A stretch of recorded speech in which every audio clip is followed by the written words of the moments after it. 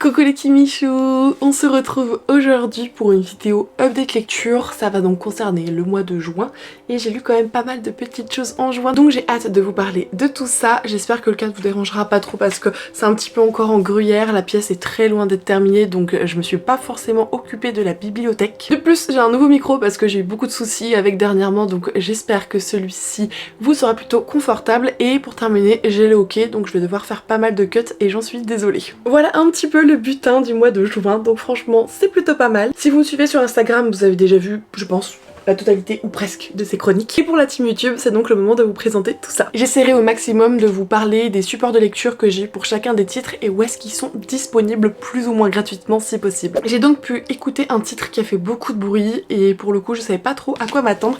Il s'agit de Butcher et Blackbird, c'est le premier tome dans la saga The Ruinous Love, il me semble qu'on dit ça comme ça, de Bryn Weaver et c'est aux éditions Verso. Les éditions Verso, c'est une toute récente maison d'édition qui a été créée du coup par deux hommes et j'avoue que celui-ci je savais pas trop quoi en attendre, on me l'avait proposé, j'avais dit pourquoi pas tester. Quand j'ai vu qu'il était disponible en audio, alors il était disponible, je sais plus sur laquelle plateforme il était, j'ai un gros doute là maintenant. Je crois que c'est sur Audible, je sais plus. Dans tous les cas, que ce soit Audible, que ce soit BookBeat ou encore Nextory, vous avez des liens magiques en barre d'informations. Je vous dis ça, c'est parce que ce sont des liens qui vous permettent soit pour BookBeat et Nextory du coup de tester l'application de manière 100% gratuite, soit pour Audible d'avoir quand même une réduction ou je sais plus si c'est un crédit supplémentaire. Mais vous avez quelque chose en vous inscrivant via ce lien plutôt que de vous inscrire autrement. En tout cas, en audiobook donc. Et dans ce récit, on va suivre deux serial killers. Vous avez Sloan et Rowan. Les deux sont des meurtriers en puissance, d'autres meurtriers. C'est vraiment leur hobby et leur passe-temps favori, donc oui, ils sont un petit peu psychopathes sur les bords, faut dire des choses. Et ils vont se retrouver un jour au même endroit dans une situation un peu saugrenue. Et avoir un certain feeling entre eux. Va s'en découler un espèce de défi, c'est-à-dire que chaque année, ils vont devoir se retrouver. Le but étant de résoudre un meurtre, et c'est donc le premier qui trouve le meurtrier qui peut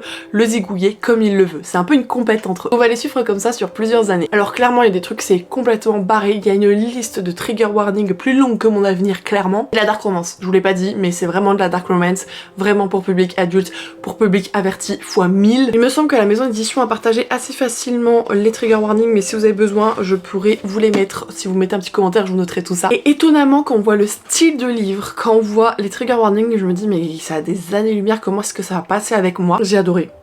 Franchement, je me surprends moi-même et j'ai adoré. Déjà j'aime beaucoup le fait qu'il y a un espèce de rendez-vous régulier entre eux, qu'on suit rapidement leur vie entre chaque rendez-vous, mais qu'ils attendent chacun impatiemment de se revoir et donc de se challenger. Plus les années passent et plus leur situation évolue, leurs sentiments également, et c'est vrai que les chasses et les tracks, elles sont toutes différentes, toutes prenantes. Elles sont quand même assez sanguinaires, hein, il faut dire ce qui est. On n'a pas affaire à des petits tricoteurs du dimanche, voilà. Et ils ont vraiment leurs petites pattes, hein, c'est-à-dire que elle, je me souviens, elle a un truc avec les fils de pêche, mais je vous en dirai pas plus. Et quand on croit que l'autrice elle a atteint le summum du morbide, de la façon de tuer ou autre, on prend d'autres sommets.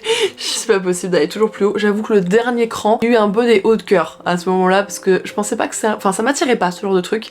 Et quand ça a été évoqué, j'étais genre en mode ok c'est définitivement pas pour moi ce genre de thématique là. Après ça dure pas mais je préférais voilà vous mentionner. Vous allez me prendre pour une grosse cinglée des familles mais vraiment j'ai hâte que la suite sorte. Je pense que chacun des tomes va être sur l'un des frères. Donc ici vous avez Rowan et il a deux autres frères qui sont un peu pétés aussi mais pas forcément tueurs en série comme lui. Il y en a il me semble qui travaille dans la police et l'autre je sais plus ce qu'il fait, j'ai un trou de mémoire, mais on rencontre les deux du coup dans ce récit. Et si vous recherchez une dark romance que je trouve originale, après j'en ai pas lu Boîte Milliard mais même en romance la thématique est hyper originale, tout est autour d'un espèce de thriller parce que vous avez plein d'enquêtes en un livre avec les deux qui se tournent autour, qui se cherchent, qui se trouvent plus ou moins parfois. Les rebondissements, la fin je l'ai pas forcément vu venir et des choses un petit peu et des gros plot twists genre en mode comment j'ai pu ne pas penser à ça? Bref, c'était surprenant et désarmant. Pour autant, ça m'a beaucoup plu. J'ai vraiment été intriguée par ces récits que j'ai trouvé mine de rien plaisant. Je sais, ça fait très bizarre de dire ça. Dans le cadre d'une lecture commune, en collaboration avec l'autrice, on a pu lire tous ensemble le premier tome de sa saga Ombre,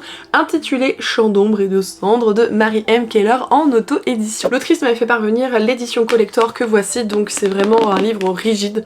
Voilà, et vous avez en supplément, bon, il y a des très belles end pages, et vous avez également des illustrations à l'intérieur. Vous avez, c'est vraiment une édition qui est améliorée quoi, c'est super intéressant. Des illustrations colorées, etc.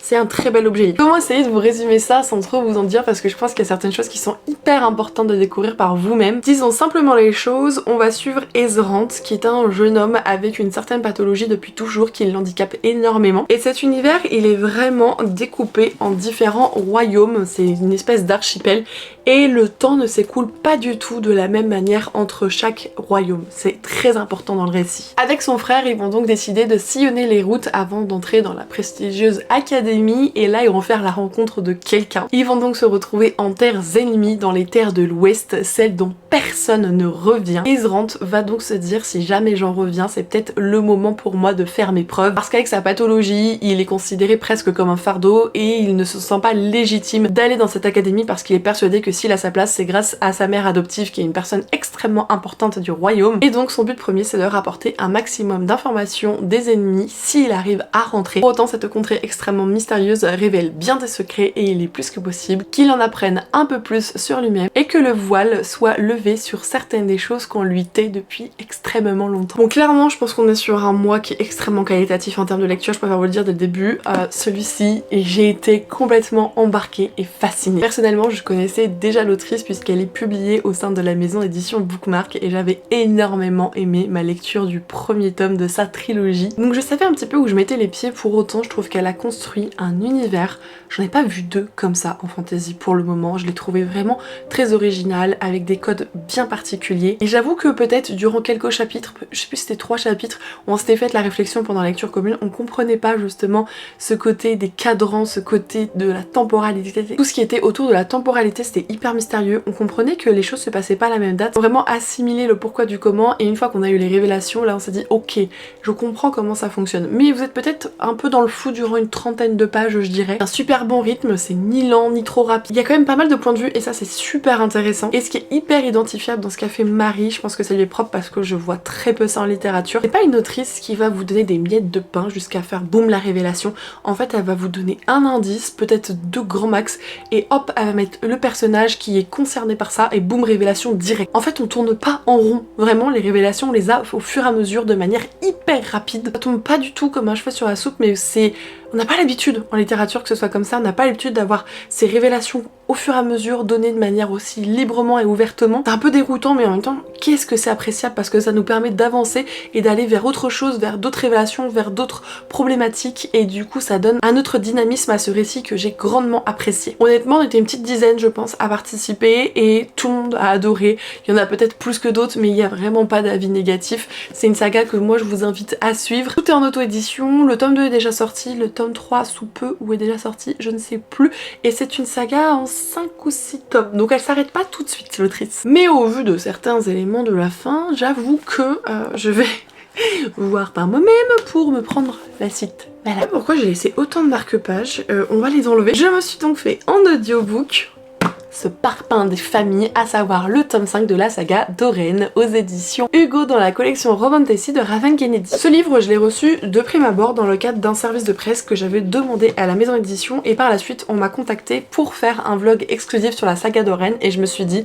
que j'allais lire le dernier roman que je n'ai pas encore lu dans les publications de l'autrice. Ce signifie donc, je peux le dire ouvertement, que je suis à jour, tellement rare qu'il faut que je me vante, c'est n'importe quoi. Ce tome 5, vraiment, il y a des mots qui vont beaucoup revenir dans cette vidéo, je suis désolée mais c'est des choses qui me percutent un peu plus au moment de ma lecture en tout cas. Pour moi ici, la chose qui est très particulière c'est le dynamisme. Il se passe des choses, je peux pas vous dire parce que on est sur un tome 5 donc soyons rationnels, très difficile de vous dire des choses sans vous spoiler donc je suis obligée de me limiter au maximum. À la fin du tome 4, il y a un événement, il se passe quelque chose, ce qui fait qu'on sait directement où on met les pieds dès le début du tome 5 et on les met de manière un endroit un peu particulier, je peux pas vous en dire plus donc. C'est vrai que ça donnait du coup un autre dynamisme au récit, tout en suivant un autre personnage qu'on suit depuis le début parce qu'on a toujours leurs 2 points de vue quoi qu'il arrive et je l'ai beaucoup apprécié, c'est pas mon préféré, genre il est au milieu de la saga, je crois que je l'avais mis au milieu dans mon classement, mes 2 préférés c'est les tomes 3 et 4 je crois, j'avais hésité avec le 2, 3 et 4 je sais plus. Bon, le dernier en bas du classement c'est le 1, ça c'est sûr et certain. Et dans tous les cas, celui-ci se situe plus au milieu dans la saga. En tout cas de ce que moi je préfère. Comme toujours la saga, moi je me la fais en audiobook et c'est disponible uniquement sur Audible pour le coup. Et vraiment on le voit pas passer, enfin c'est un livre qui fait 675 pages. En audio, je l'ai bouffé en 3-4 jours je crois. J'avais fait un vlog exclusif dessus donc c'est toujours sur la chaîne si vous souhaitez le voir. Mais je suis amoureuse, c'est une saga de romantasy que j'adore. Pour que je sois aussi assidue, vous allez vous dire ah bah c'était parce que c'était une collab. Bah oui et non, c'est-à-dire que les 4 premiers tomes j'ai pas eu de collab dessus. Et je les ai vraiment lus, pas au fur et à mesure, je les ai enchaînés tellement j'ai adoré. Et le 5e, c'est moi qui avais demandé un service de presse, la collab est venue par la suite, c'était pas du tout prévu au programme. Mais si jamais vous recherchez une saga de romantasy extrêmement évolutive je trouve parce que ça a rien à voir avec le premier tome, moi je le... C'est vrai que je fais toujours un peu un parallèle avec Keleana, donc le titre VO c'est Throne of Glass de Sarah J. Maas aux éditions de La Martinière devenue fiction et plus jeunesse. Et ben c'est comme dans Keleana dans le sens où quand vous mettez le tome 1 en opposition, je sais pas, au tome 4-5 de la saga, et là vous vous rendez compte, il y a un monde entre les deux, vraiment il y a une évolution de dingue et pour moi c'est ce que je dirais pour la saga d'Oren. Vous connaissez pas la saga d'Oren d'ailleurs, on est sur une réécriture du mythe de Midas, vous savez le fameux roi au toucher d'or en compagnie de Oren, sa pouliche royale, soit sa catin attitrée, qui est entièrement faite d'or et qui vit dans une cage dorée jusqu'au jour où elle va devoir sortir de sa cage et là toutes les péripéties vont commencer ainsi que la rencontre d'un personnage absolument décisif pour la suite du récit. Vous avez pas compris mon amour pour cette saga, je peux plus rien pour vous. J'ai eu la chance de travailler 2 fois avec des autrices en auto-édition au mois de juin et là on part un petit peu plus sur de la romance avec la saga Delta Force de Émilie Delma. Je vérifie parce qu'en fait elle a pas le même nom de plume et nom de famille, j'avais pas envie de vous donner son nom de famille. J'ai donc lu les 2 premiers tomes de sa saga, donc le premier on est carrément sur une romance militaire. Personnellement j'en lis très peu et je me rends compte qu'à chaque fois, qu'est-ce que ça marche sur moi. Déjà je vous le dis, le tome 1 ça a été une claque. J'ai eu un énorme coup de cœur, vous le retrouverez dans mon top 10 de l'année, c'est obligé. J'ai été tellement prise dans l'histoire, le mec qui est un militaire, il est d'une bonté, d'une bienveillance, il est compréhensif, il est altruiste, enfin il est merveilleux vraiment. Et notre jeune femme, elle part de loin, elle a fui son passé qui essaye toujours de lui courir derrière, elle a de grandes peurs, elle a de grandes craintes et en fait on suit son évolution, on la voit essayer de se reconstruire, de faire un pas en avant et 10 en arrière parce que c'est trop pour elle. Et lui, même s'ils sont pas forcément en couple à ce moment-là, il est toujours là pour l'aider, toujours là pour la soutenir vers cette voie de la guérison qui est extrêmement dure, extrêmement pénible. J'avoue ne pas avoir vécu ce qu'a vécu cette femme, mais je me dis si tout le monde traverse ça comme reconstruction après le geste qui a été fait, c'est horrible, c'est la force qu'il faut pour faire ça. Ouais, en fait il m'a bouleversée cet écrit parce que il est extrêmement poignant et je peux pas dire s'il est juste ou non, mais je le ressens comme ayant une certaine justesse, vous voyez, et du coup je me suis énormément attachée à la jeune femme et voir un homme aussi attentif, un homme qui veut vraiment l'aider à aller de l'avant, compréhensif, ils m'ont bouleversée. Vraiment les deux ils m'ont bouleversée, j'ai chialé je crois 2 ou 3 fois alors que c'est un livre qui fait 300 pages. Là, j'ai pas d'autres mots, c'est un coup de cœur et il est merveilleux. Je sais que certaines personnes m'ont déjà fait confiance, que vous l'avez déjà acheté, d'autres l'ont même déjà chroniqué et ils ont eu aussi un coup de cœur pour ce tome 1, donc je vous suis reconnaissante vraiment de votre confiance dessus. Le second tome, il est un petit peu plus considéré comme une romance suspense parce que notre jeune femme ici présente va subir une énorme pression et une forme de harcèlement où sa vie va en dépendre à cause des faits et gestes de son frère. Et le seul moyen pour elle de s'en sortir, c'est donc de faire appel à un ancien petit copain avec qui elle a eu une énorme histoire d'amour, qui à la fin a été dévastatrice, enfin bref, elle essaie de tourner la page depuis des années et des années, mais là elle a besoin de lui donc elle doit le retrouver et ce petit copain il fait partie du groupe de militaires qu'on rencontre donc dans le tome 1. Alors ce tome 2, j'ai pas eu le coup de cœur comme le tome 1, mais je pense que c'est la thématique dans le tome 1 qui m'a prise aussi un peu au trip. Le tome 2 donc est très différent, pour autant je l'ai énormément apprécié. Il y avait ce côté un petit peu plus suspense évidemment parce qu'elle était traquée, elle était pourchassée, est-ce qu'elle va s'en sortir, est-ce qu'elle va retrouver son frère avant qu'il ne soit trop tard parce que c'est elle qu'on menace maintenant, c'est plus lui. C'est très compliqué et il y a ce petit truc de traque et de chasse et de peur qui fait qu'on s'attache facilement, mine de rien, à la protagoniste. Le jeune homme dans ce récit a une très belle évolution, mais qu'est-ce qu'il est buté, débile au début, manque de maturité, mettre ses sentiments dans une boîte, genre le système des poupées russes, vous savez. Et t'es là, tu te dis mais fracasse le truc, ouvre-le, arrête d'être borné mon gars, c'est pas possible. Mais c'est vraiment un très bon duo qui match très bien, ils se connaissent déjà. Il y a ce côté où l'un et l'autre ne se sont jamais oubliés, ont beaucoup souffert de la rupture de cette relation. Il est donc extrêmement différent du premier, je l'ai vraiment énormément apprécié et lui c'est un gros coup de cœur. Toujours dans le cadre de collaboration, j'ai travaillé avec les éditions Gallimard Jeunesse pour mettre en avant la saga du cycle des secrets de Manon Fargeton. Donc ici vous avez le tome 1 et ici le deuxième tome. Le tout reçu donc en édition collector et je vais essayer au maximum de vous diviser mon avis. Parce que par exemple pour les deux livres d'avant c'était pas la même histoire d'amour, c'était facile. Alors que là c'est vraiment une continuité dans l'histoire donc bon on va faire de son mieux. On va majoritairement suivre deux personnes ici. Vous avez une femme qui vit depuis des années, enfin bref elle est immortelle parce que un jour elle est tombée sur un masque comme ça qui lui a prodigué magie et immortalité. Pour autant, afin d'être toujours extrêmement puissante, elle doit donc se nourrir des secrets de ses victimes. Le but étant de récolter des précieux secrets et que le moins possible de personnes soient au courant. C'est ce qui donnera justement de la force à ce fameux secret. Enfin c'est logique, plus un secret est important, plus un secret est gros, moins il est connu de d'autres personnes. Et elle, ça lui ramène beaucoup de pouvoir. Elle a un but, elle a une quête, je peux rien vous dire à part que ça a un rapport avec les géants, qui est un peuple un peu emblématique, qui a un rapport énorme avec le passif en fait des habitants. Genre le passé, c'est il y a très longtemps. Et à côté, on suit plutôt une jeune demoiselle qui vit bien, franchement, ils ont une bonne situation familiale, ils ont des terres, enfin voilà, vraiment ils sont dans le clan des marins et tout se passe bien, jusqu'au jour où elle va devoir se retrouver à la tête de ce fameux terrain, de ces fameuses cultures et compagnie, parce que la seule personne qui gérait ça c'était sa maman et elle est donc décédée. Et c'est à ce moment qu'elle va faire la rencontre de la fameuse mage et qu'elle va lui révéler le secret de sa naissance parce que du coup la mère est en courant, elle est décédée, le secret avait moins de poids, elle lui a donc révélé celui-ci et en fait elle la tient un peu en laisse en lui disant qu'il faut pas qu'elle en parle etc, sinon il va se passer des choses horribles, elle va se venger, enfin bref. Elle est au courant de ce secret et elle doit vivre avec parce que clairement le problème c'est qu'elle a l'impression de tromper tout le monde alors qu'elle-même était pas au courant, elle a l'impression de pas mériter et de ne pas honorer son clan aussi quelque part. Il va y avoir un tirage au sort puisque vous avez un espèce de conseil qui permet donc d'élire certaines choses et il est constitué complètement au hasard, c'est-à-dire qu'il y a un tirage au sort à chaque fois des personnes et ça fait des années qu'il y a eu personne du clan des marins.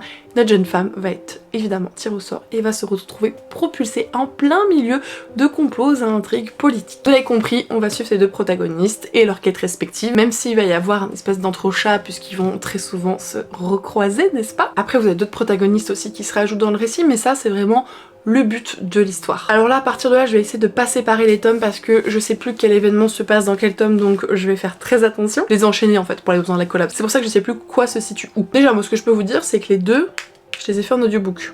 Voilà, les audiobooks sont extrêmement qualitatifs, les voix sont vraiment super sympas, c'est très bon. C'est vraiment des audiobooks hyper appréciable et en plus de ça mine de rien l'audiobook il dure pas très longtemps parce que la mise en page est énorme et du coup forcément ça signifie que les audiobooks se lisent hyper rapidement, en tout cas s'écoutent rapidement puisqu'ils ne durent pas non plus très longtemps et personnellement j'écoute tous mes audios en x2 donc forcément ça va 2 fois plus vite encore. Le rythme n'est pas toujours le même, c'est pas parfaitement linéaire, vous avez des choses un peu plus intenses que d'autres. Après on n'est pas sur une fantasy où les quêtes sont énormissimes, où ça prend un pas vraiment considérable sur le récit, c'est un rythme qui est plutôt lent, mine de rien je trouve, mais comme ça se lit très vite, on n'a pas trop le temps de s'ennuyer, on se pose des questions des fois de savoir où on veut nous amener, pourquoi on nous parle de ça, etc. Mais je trouve que l'autrice fait facilement le lien, mine de rien. En plus il y a un petit truc un peu, alors pas surnaturel parce qu'on est dans un univers de fantasy, mais vous avez un petit quelque chose qui est ajouté à un moment donné dans je ne sais plus quel tome, qui je trouvais hyper intéressant et donne aussi une autre ouverture sur le secret d'identité de naissance de la jeune femme qui possède l'éther. Je peux pas vous en dire plus, mais je trouve que c'est un lien qui est hyper intéressant. J'avoue que mon personnage préféré c'est la mage, voilà je vous le dis clairement, j'adore cette femme. Alors pourtant elle est quand même un peu fourbe sur certaines choses, elle est très égoïste mine de rien aussi, mais je sais pas, il y a quelque chose avec elle, je saurais pas vous expliquer. Je sais plus par contre si c'est une trilogie ou pas, j'ai un gros doute des familles, mais voilà, les 2 premiers tomes en tout cas sont déjà sortis, et si jamais ça vous intéresse, n'hésitez pas à vous pencher dessus. Si vous voulez que je sois 100% transparente comme toujours, n'est-ce pas, c'est une saga de fantasy que j'apprécie, qui est sympa, qui se lit bien, qui est pas prise de tête. Après, c'est pas ma préférée, voilà, c'est pas ma préférée. Quand vous allez me dire une saga de fantasy, c'est pas forcément celle qui va me venir tout de suite en termes de conseils. Par contre, une saga de fantasy qui est un peu plus axée aux plus jeunes en termes de public, celle-ci elle sera très très bien. Par contre, j'avoue que les jaspages métallisés, j'en ai pas d'autres comme ça, je sais pas, enfin si, mais ils sont pas comme ça. Bref, ça supporte pas très bien, je sais pas si vous allez vous rendre compte, voilà, c'est pas fou, hein, c'est pas fou. Et pour terminer cette vidéo, j'ai eu envie justement fin juillet de me plonger dans une romance et il fallait que je lise quelque chose pour les éditions Roncière.